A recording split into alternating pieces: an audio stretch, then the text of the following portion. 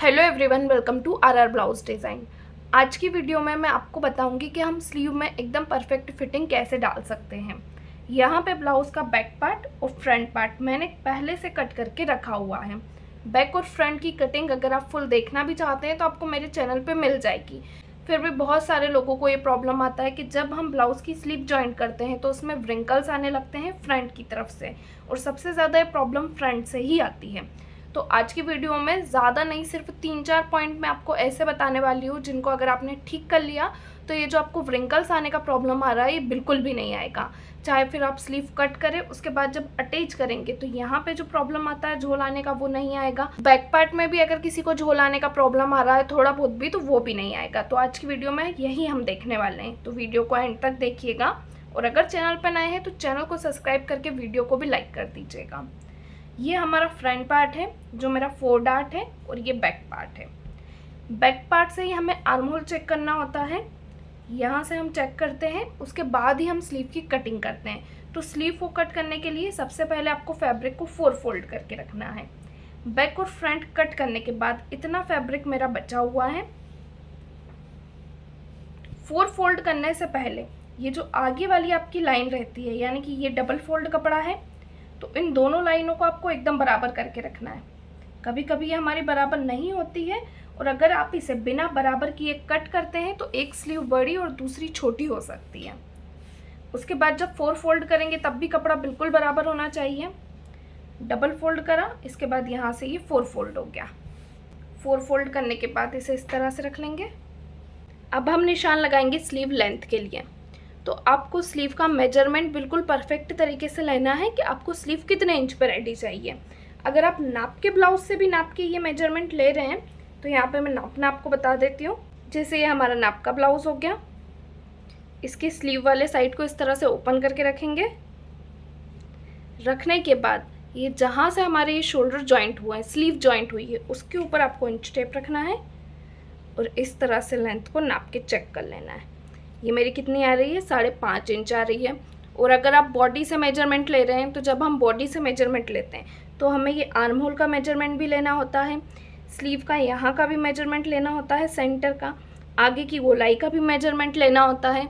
नाप का ब्लाउज़ रहता है तो हमारे पास सारे मेजरमेंट रहते हैं, लेकिन अगर नाप का ब्लाउज़ नहीं होता है और आप बॉडी से ले रहे हैं तब आर्म होल में व्रिंकल्स ना आए, इसके लिए आपको बॉडी से परफेक्ट मेजरमेंट लेना है।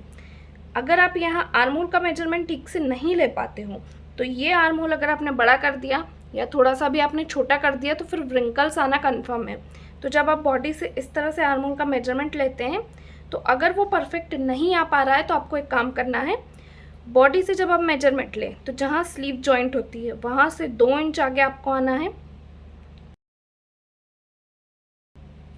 ये 2 इंच पे मैंने निशान लगाया, इस तरह आपको बॉडी से करना है। यहाँ पे हम जॉइंट को अच्छे से खोल लेंगे।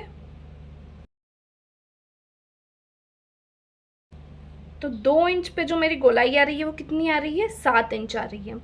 जितनी गोलाई 2 इंच पे रहती है ना, उससे 1 इंच ज़्यादा बड़ा आपका आर्म होल रहता है।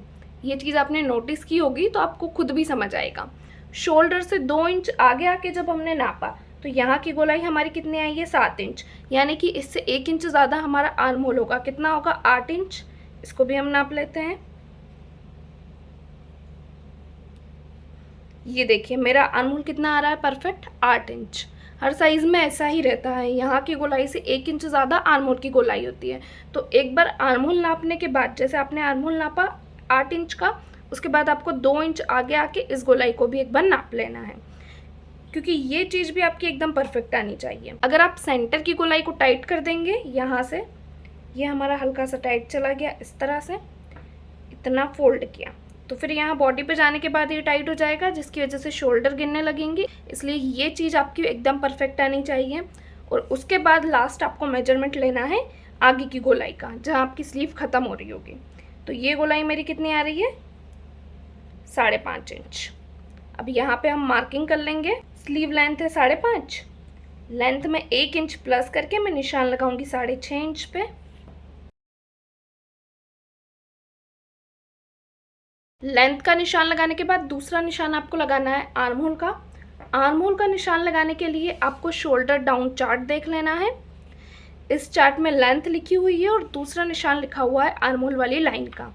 अब यहाँ देखो 4 से लेके 5 इंच की लेंथ वाली स्लीव में आपका आर्म होल का निशान कितने इंच पे लग रहा है, 3 इंच पे। लेकिन ये थोड़ा सा साइज़ के ऊपर भी रहता है। अगर आपका साइज़ हैवी है तो 3 इंच तक अप डाउन कर सकते हैं, साइज़ कम है तो आप ये 2.75 इंच तक भी निशान लगा सकते हैं। मेरा साइज़ कम है तो मैं निशान लगाऊंगी 2.75 इंच पे। इस लाइन को स्ट्रेट कर लेंगे। अब हम मेजरमेंट लेंगे हमारे आर्म होल का, तो आपको आपका बैक पार्ट लेना है। हमेशा आर्म होल का निशान आपको बैक पार्ट से ही नाप के लगाना है। तो यहाँ पे मैं अपना बैक पार्ट लूँगी। बैक पार्ट की हमारी गोलाई है, इसमें से सबसे पहले 1/2 इंच जितना शोल्डर हम माइनस करेंगे, जो कि हमारा स्टिचिंग में जाएगा। माइनस करने के बाद ये गोलाई हम चेक करेंगे। ये यहाँ पे मेरी कितनी आ रही है, 8 इंच की आ रही है। अब यहाँ से आपको 8 इंच पे निशान नहीं लगाना है। अगर आपका मेजरमेंट आर्म होल का जितना आया है उतने इंच पे आप निशान लगा देते हैं तो फिर जो आपकी स्लीव है वो बड़ी बन के रेडी होगी। तो आपको क्या करना है, इसमें से माइनस करना है। तो कितना माइनस होगा ये डिपेंड करता है कि आपने आर्म होल की गोलाई का निशान कितने इंच पे लगाया है। देखिए यहाँ पे आर्म होल के निशान के लिए कितने सारे पॉइंट दिए हुए हैं।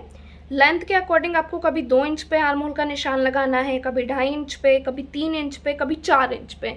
उसी तरह जितने इंच पे आपने निशान लगाया होगा उससे अलग अलग ही आपको माइनस करना होगा। तो जब आप निशान 2 से लेके 2.5 इंच तक लगाते हैं तो जितना भी आपका आर्म होल आया रहेगा उसमें से कितना माइनस होगा, 1/2 इंच, ओनली 1/2 इंच माइनस होगा। पर अगर आपने आर्म होल का निशान 2.5 इंच से ज़्यादा पे लगाया है, जैसे 2.75 इंच पे, 3 इंच पे, 4 इंच पे, तो टोटल आपको कितना माइनस करना होगा, 0.75 इंच।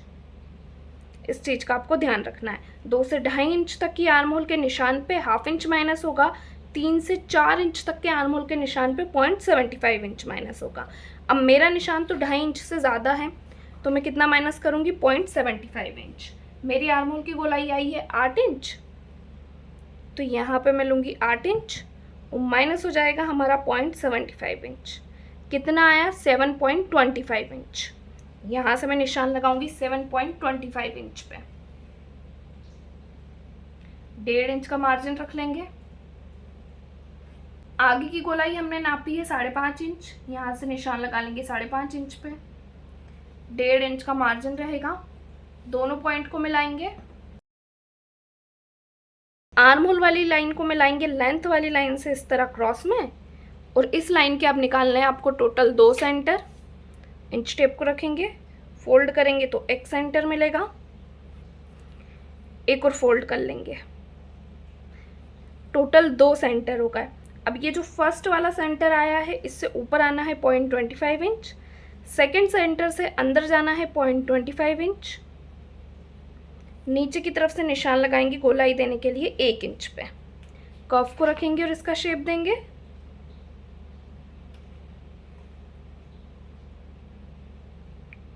ऊपर से शेप मिलाने के बाद आपको क्या करना है, ये जो मार्जिन वाली लाइन है इससे 1 लाइन जितना अंदर की तरफ जाते हुए गोलाई देनी है। हर साइज़ की स्लीव की कटिंग आपको इसी तरह से करनी है। लेंथ आपकी बढ़ रही है तो सिर्फ आपका आर्म होल वाला निशान चेंज होगा, बाकी मार्किंग आपकी सेम ही रहेगी। 2 सेंटर निकाल के अंदर आके आपको गोलाई देनी है।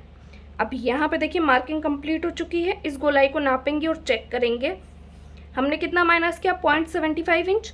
माइनस करने के बाद ये जो राउंड है वो फिक्स 8 इंच पे रेडी होना चाहिए। तो यहाँ से मैं इंच टेप को रखूँगी और इस गोलाई को इस तरह से चेक करके देखेंगे। ये देखिए ये मेरी फिक्स 8 इंच पे रेडी हो रही है। इस तरह से आप एक बार नाप के चेक भी कर लीजिएगा। अब यहाँ पे मार्किंग हमारी कंप्लीट हो चुकी है, इसको कट करेंगे।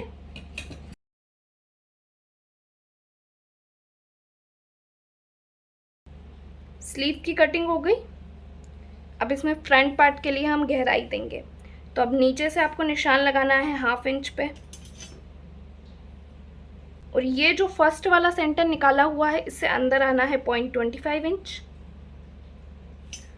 और इस तरह से गोलाई देनी है। इसको ओपन करेंगे क्योंकि ये गोलाई सिर्फ एक ही साइड आपको देनी होती है, और यहाँ पे इसे कट कर लेंगे। स्लीव के सेंटर पे कट लगा लेंगे। इस तरह से परफेक्ट स्लीव की कटिंग आपकी हो चुकी है। ये हो गया फ्रंट और ये रहेगा बैक। अब हम क्या मिस्टेक कर देते हैं जिसकी वजह से हमारे स्लीव में व्रिंकल्स आने लगते हैं। तो स्लीव जॉइंट करते समय आप कुछ मिस्टेक कर देते हो जिसकी वजह से व्रिंकल्स आने का जो प्रॉब्लम है वो बहुत ज़्यादा बढ़ जाता है। देखिए, जब आप स्लीव जॉइंट कर रहे हैं तो आपको कितना कपड़ा कवर करना है सिलाई में। तो हमने यहाँ पे आर्म होल कट किया हुआ है। अब यहाँ पे ज़्यादा से ज़्यादा इतना कपड़ा आपका सिलाई में जाना चाहिए जब आप स्लीव अटैच कर रहे हो, ये इतना। इसी तरह स्लीव का भी उतना ही कपड़ा आपका स्टिचिंग में जाएगा। इसको नापेंगे और बैक पार्ट से एक बार चेक भी कर लेंगे। इतना शोल्डर माइनस किया हुआ है, इसको छोड़ेंगे, यहाँ पे स्लीव को रख लेंगे। ये देखिए एकदम बराबर आ रही है और इतना ही कपड़ा आपका सिलाई में जाना चाहिए। अगर आप इसको स्टिच करते समय यहाँ पे इतना इतना कपड़ा सिलाई में दबा देते हैं, जैसे यहाँ से तो स्टार्टिंग से एकदम बहुत ज़्यादा कपड़ा आपने दबा दिया और नीचे लाते लाते आपने कपड़ा कम कर दिया, तो अब यहाँ पे तो आपका कितना 1 इंच जितना कपड़ा सिलाई में चला गया। 1 इंच जितना कपड़ा सिलाई में गया तो स्लीव भी ज़्यादा छोटी हो गई, आर्म होल भी ज़्यादा छोटा हो गया, तो यहाँ से कपड़ा ना ऐसा फोल्ड होने लगता है जिसकी वजह से बैक साइड में व्रिंकल्स आने लगते हैं। सेम मिस्टेक आप फ्रंट में कर देते हैं। यहाँ पे मैं फ्रंट का पार्ट भी ले लूँगी। अब इतना डॉट पॉइंट तो हमारा स्टिचिंग में जाएगा, 4th वाला आर्म होल की तरफ वाला, तो इसको फोल्ड करके अभी अटैच कर देंगे।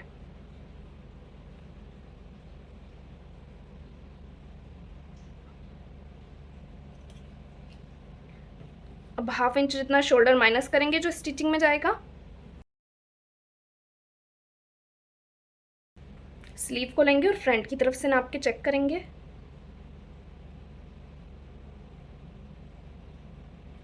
ये भी मेरी एकदम परफेक्ट आ रही है। अब यहाँ पे जब आप स्लीव जॉइंट कर रहे हो फ्रंट की साइड से भी, तो आपने इतना स्लीव को सिलाई में कवर कर दिया, इतना ज़्यादा, जबकि उसको कितना कवर होना था, सिर्फ 0.25 इंच तक। अब यहाँ पे आप इतना कपड़ा कवर कर देते हो तो ये जो हिस्सा रहता है वो एकदम पतला हो जाता है। पतला होने की वजह से जब आप हाथ नीचे करते हो ब्लाउज पहनने के बाद, तो यहाँ पे आपका अलग ही झोल आने लगता है। इस तरह से कटिंग तो आपकी एकदम परफेक्ट हुई है, लेकिन स्टिचिंग करते टाइम आपने स्लीव का कपड़ा भी और ब्लाउज का कपड़ा भी सिलाई में ज़्यादा कवर कर दिया है, तो ये मिस्टेक होने का चांस बढ़ जाता है। दूसरा, आप स्लीव को ज़्यादा खींच के अटैच कर देते हो। जैसे बाय मिस्टेक अगर आपने स्लीव लेंथ में शॉर्ट कट कर दी है, यानी कि ये जो आर्म होल है इससे आपने इतना छोटा स्लीव कट कर दिया, आपका स्लीव यहीं पे ख़त्म हो गया है, तो आप स्लीव को खींचने लगते हो। इस तरह से खींच के अगर आप स्लीव को अटैच कर रहे हो, क्योंकि स्लीव तो वैसे भी ओरेप कटी हुई है, अगर आप उसको हल्का सा भी खींचोगे तो वो बहुत ज़्यादा खिंचाने लगेगी। और जब आप स्लीव को इस तरह से खींचोगे, कपड़ा इस तरह से खींच के अटैच करेंगे, तो उसकी पूरी फिटिंग बिगड़ जाएगी और स्लीव आपकी व्रिंकल्स देने लगेगी। स्लीव जब आप जॉइन करते हो ना, तो इस तरह से हाथों की पोजीशन होनी चाहिए, इस तरह से कि आप उसको अटैच करते जा रहे हो, मशीन चल रही है और वो डायरेक्ट अटैच हो रही है। ये अभी मैं आपको स्टिचिंग में क्लियर भी कर दूंगी कि किस तरह से आपको अटैच करना है। देखिए, ब्लाउज को स्टिच करके मैंने यहाँ पे रेडी कर लिया है ताकि वीडियो ज़्यादा लंबा ना हो। आर्म होल आप देख सकते हैं, आर्म होल हमारा यहाँ पे रेडी है। स्लीव भी हम ले लेंगे। स्लीव को किस तरह से अटैच करना है, स्टेप बाय स्टेप एक एक चीज़ क्लियर करने वाली हूँ, तो वीडियो को लास्ट तक देखिएगा। सबसे पहले स्लीव को ओपन करेंगे और नीचे की तरफ मेरी यहाँ पे पट्टी अटैच होगी, क्योंकि ये मेरा सिंपल ब्लाउज़ है। सिंपल ब्लाउज़ में पट्टी अटैच करने के लिए देखिए यहाँ पे मैंने पट्टी को रेडी कर लिया है। ये पट्टी लगभग मेरी 1 इंच चौड़ी है और इसको एक साइड से मैंने फोल्ड किया हुआ है। इसको हम स्लीव के ऊपर रखेंगे और अटैच करेंगे। अगर आपका प्लेन ब्लाउज़ नहीं है तो सबसे पहले लाइनिंग वाले फैब्रिक को मेन फैब्रिक से अटैच करके स्लीव को कंप्लीट कीजिए। पट्टी अटैच करने के बाद देखिए इसको मैं इस तरह से बाहर की तरफ निकालूंगी और इसमें एक और स्टिच लगाऊंगी, और ये स्टिच आपका स्लीव के ऊपर नहीं आना चाहिए। अब ये जो पूरी पट्टी है वो हमारी अंदर की तरफ फोल्ड हो जाएगी। अब इसके ऊपर आप तुरपाई भी कर सकते हैं या स्टिच भी लगा सकते हैं, जैसा आपको कंफर्टेबल रहता है। दोनों स्लीव को मैंने यहाँ पे कंप्लीट करके रख लिया है। इसको हम हमारे ब्लाउज़ में अटैच करेंगे। अटैच करने से पहले हमारे ब्लाउज़ के दोनों शोल्डर आपको नाप के चेक करना है कि दोनों बराबर हैं या नहीं, वरना अगर वो दोनों बराबर नहीं होंगे तो आपका एक स्लीव बड़ा और दूसरा छोटा हो जाएगा। देखिए यहाँ पे जो मेरा एक शोल्डर है वो कितने इंच पे रेडी हो रहा है, 3 इंच पे रेडी हो रहा है। दूसरा भी मेरा इसी तरह 3 इंच पे रेडी होना चाहिए। थोड़ा सा एक्स्ट्रा फैब्रिक निकल रहा है, उसे मैं कट कर लूँगी। शोल्डर चेक करने के बाद अब हमें चेक करना है हमारी फिटिंग वाली लाइनों को। तो फ्रंट और बैक दोनों की फिटिंग वाली लाइनों को एक दूसरे के ऊपर जमा लेंगे। बिल्कुल बराबर से रखना है ताकि जब हम स्लीव अटैच करें तो कोई सा भी पार्ट बड़ा छोटा ना हो, वरना फिटिंग वाली लाइन में हमें व्रिंकल्स आता है। तो यहाँ पे देखिए मेरा बैक पार्ट बड़ा जा रहा है, इसको मैं अपने फ्रंट पार्ट के बराबर कर लूँगी और जितना भी एक्स्ट्रा निकल रहा होगा उसको कट कर लेंगे। सेम इसी तरह से दूसरा वाला साइड भी लेंगे और उसकी भी फिटिंग वाली लाइनों को नाप के चेक करेंगे। तो दोनों पार्ट फ्रंट और बैक दोनों को एक दूसरे के ऊपर जमाएंगे। देखो यहाँ पे भी जो मेरा बैक पार्ट है वो हल्का सा बड़ा जा रहा है, तो इसको भी मैं अपने फ्रंट पार्ट के बराबर कर लूँगी और जितना भी एक्स्ट्रा बैक पार्ट जा रहा होगा उसको हम कट कर लेंगे। अब दोनों पार्ट हमारे यहाँ पे बराबर हो चुके हैं। अगर आपके दोनों पार्ट बराबर हैं तो फिर आपको कुछ भी एक्स्ट्रा कट करने की ज़रूरत नहीं है। अब स्लीव लेंगे, शोल्डर के सेंटर में स्लीव को रखेंगे और नाप के चेक करेंगे। अगर आप बिगिनर हैं तो सेंटर से ही स्लीव को अटैच कीजिए, वरना इस तरह आप नाप के चेक करके इसको अटैच कर सकते हैं। अब अटैच करने का तरीका देखिए, यहाँ पे एक हाथ से आपको स्लीव को पकड़ना है, दूसरे हाथ से आपको ब्लाउज़ को जमाना है और दोनों को एक दूसरे के ऊपर प्रॉपर सेट करते हुए आपको इसमें स्टिच लगाना है। स्लीव बिल्कुल भी नहीं खिंचानी चाहिए, बस आपको एक हाथ से स्लीव को पकड़ना है और यहाँ पे इसको अटैच करते हुए जाना है। स्लीव की फिटिंग ऑटोमेटिक आपकी परफेक्ट आएगी और स्लीव आपकी कहीं से भी छोटी बड़ी नहीं रहेगी। इस तरह से देखिए, आपको बैक और फ्रंट दोनों में स्लीव को अटैच करना होता है। अब इसमें मैं डबल सिलाई लगाऊंगी ताकि ये मेरी बिल्कुल पक्की हो जाए। इस तरह से आपको स्लीव को अटैच करना होता है। अब इसको अटैच करने के बाद आपको ओपन करके बिछाना है, इस तरह से खोल के रखना है और रख के देखना है आपको कि फ्रंट में कहीं स्लीव में फोल्ड करने के बाद रिंकल्स तो नहीं आ रहे हैं। देखो कितनी फिनिशिंग के साथ स्लीव यहाँ पे बनके रेडी हुई है, एक भी रिंकल्स आपको देखने को नहीं मिलेगा। इस तरह से फिनिशिंग आनी चाहिए आपकी स्लीव में। अब स्लीव अटैच करने के बाद इसमें हम लगाएंगे गुम सिलाई। गुम सिलाई लगाने के लिए फ्रंट और बैक दोनों पार्ट के राइट साइड की फिटिंग वाली लाइनों को एक दूसरे के ऊपर रखते हुए इसमें स्टिच लगाएंगे। और यहाँ पर भी ध्यान रखना है कि आर्म होल वाले हमारे दोनों पॉइंट जहाँ पे हमारा स्लीव जॉइंट हुआ है वो बिल्कुल बराबर आना चाहिए। स्लीव के ऊपर भी आपको गुम सिलाई लगानी है। सिलाई लगाने के बाद इसको हम पलट लेंगे।